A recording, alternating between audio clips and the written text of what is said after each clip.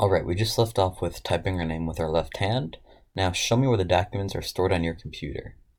Well, if you look right here, I click on it once, and then I click Documents. These are going to show all the documents on your computer right here. Next, bring my screen back up here so you can see. Show me how to enable editing to the PDF file you just saved. So remember, there was a little yellow bar that appeared at the top right here, and you click Enable Editing. That's only when you're given a PDF, which is what I sent you. Next, from your desktop, rename the document without opening the document. So I'm going to minimize this page real quick, and then here is something called email. I'm going to Control click, or in your case, right click, and then I'm going to click rename, and I'm going to see how this is highlighted in blue. I'm going to now type it as email for tutoring, and then I'm going to press enter. And that right there is how you rename a document without opening it. So I did that by right clicking on the document. Next, I'm going to superscript the ST in this first. I'm going to highlight the ST, just the ST, and then I'm going to see this icon right here, this X squared. I'm going to click superscript, and you notice how it takes the ST and it raises it to the top. Next, the keyboard command to save is Control S, and the keyboard command to print is Control P. The keyboard command to create a new tab in the internet is Control T. Next, use the strike through feature to cross out this line. I'm going to highlight this line, and if you see this icon right here, I'm going to click it once, and that allows me to strike through this line. Next, use the keyboard command to save what you have completed so far. I'm now going to press Control S. And you notice at the top right here, it says save to this PC, and that's how you know it just saved. Next, add a page number to the bottom of the page on the left side. I'm going to double click in my footer, and I'm going to click the page number icon right here on the bottom of the page, and then I want it on the left side, which is plain number 1. And you notice the number 1 appears, and when I double click out of my header and footer, the 1 is there. Now I'm going to double click back in the header and footer and delete that. And now I want the date at the bottom of the page in the right hand side. For that, I insert date and time, and I'm going to click the date, and I want either this format right here or this one right here, and press OK. Then I'm going to highlight this, press home, and move it to the right hand side, just like that. I'm double clicking back my body of text, and now we continue. Now I need to insert a table 11 by 22.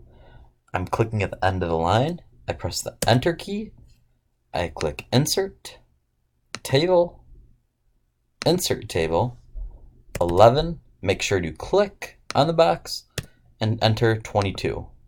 Notice a table appears, but I have lots of bullet points. To remove the bullet points from the table, I click by clicking once in the bottom box, and dragging and highlighting the entire table, where I then click the home button, and then I click the bullet point icon right here, click it once, and all the bullet points are now gone. Next, how do you move to the right when typing in a table? Well, I click in the box, and if I press tab, I'm moving over to the right. You can see I move to the right.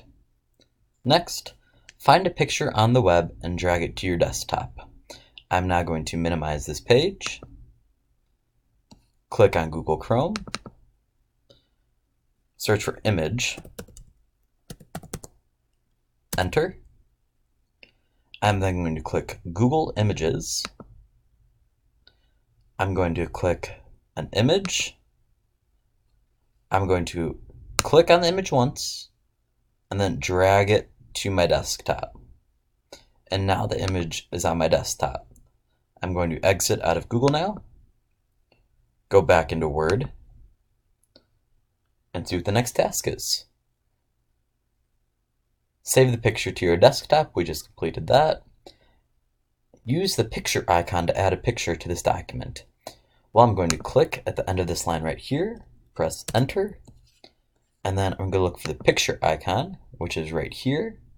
I'm going to click pictures, and then I'm going to go to my desktop, and I'm going to click on this link right here because that's the image that was an eyeball. I'm going to click insert, and now the eye is in my desktop, or my document, pardon me.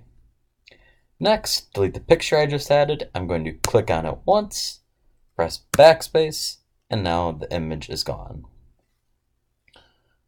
Next, insert a square. After the square, I'm going to press enter. I'm going to click insert, and then I need to look for the shapes icon, which is right here. I'm going to press the arrow. I'm going to press the square, and then notice how my cursor becomes this plus right here.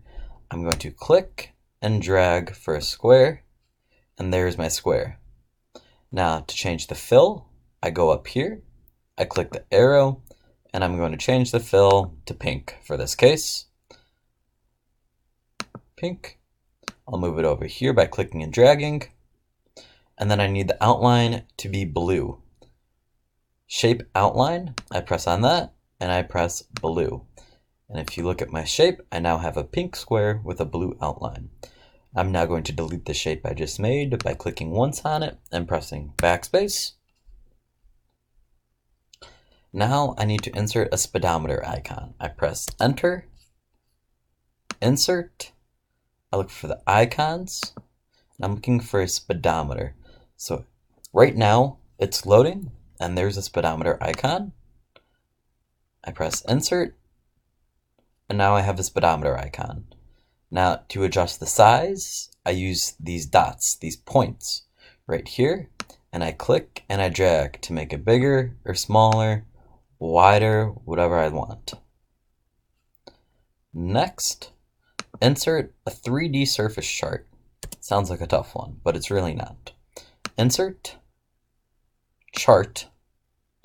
Now I want a 3D surface chart. Well, normally you would think